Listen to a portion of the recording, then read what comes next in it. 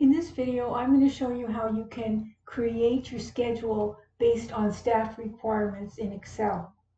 So here I have a 2-week schedule, 2 weeks starting Saturday. It has requirements. So for this day, they need 3 early, 5 morning, 3 afternoon, and 3 evening. And you can see on this other day, they only need 1 in the early, 3, 6. Because of this fictitious store has different requirements for staff depending on the day of the week, they can change them at any time. So let's run the code. And I've got a little button that I've hooked up my macro to. And so let's run. And so it's asking me what row I want to start on. And this, I'll explain this to you as I go, but I want to start on row 7. So I'm going to enter a 7 here, and I'm going to say OK.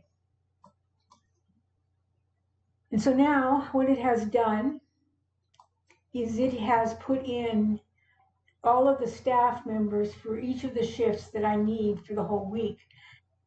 We started on row 7, but we don't want this person, employee 1, to do early mornings all the rest of his life, because that's the way it would go. And so the second week, it has been shifted, and so now he's doing evenings. So basically, they are rotating as they go.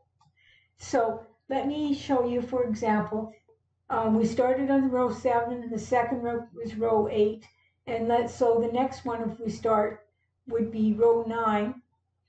And so let's go change the next one.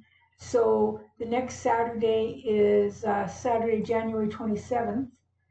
So let me change this to the 27th.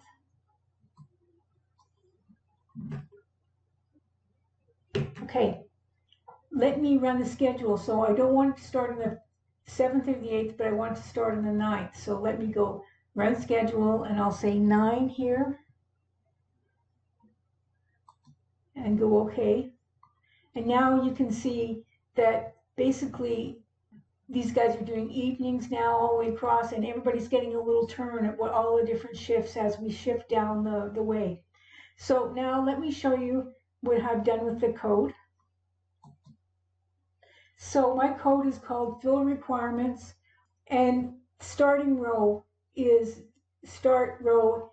long. And here I have sReturn input, please enter a row. So this brings up my little pop-up box. And then starting row is what I'm returning from this box here. I have on my sheet here, I have on the top the weekdays calculated. And so Saturday is a 7. So I say Saturday is 7, and then I'm finding the first Saturday on this schedule, and that's where my schedule is going to start. Now I say, after it's found the 7, a 7 or C equals range column, and Saturday equals C. So that's the first Saturday, so Saturday 1 equals C, and Saturday 2 is C plus 7, so that's a week from now. Requirements is 29, and if we go back to my sheet here, the requirements start on 29 and they go to 32.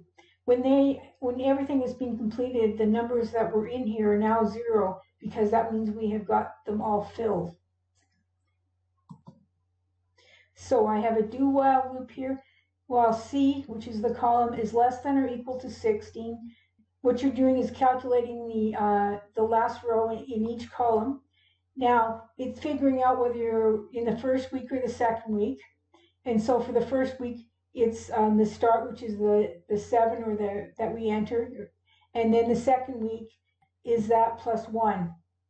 So now from the start row to 24, we select the cell, if the active cell is empty, because we've already put in the days off here.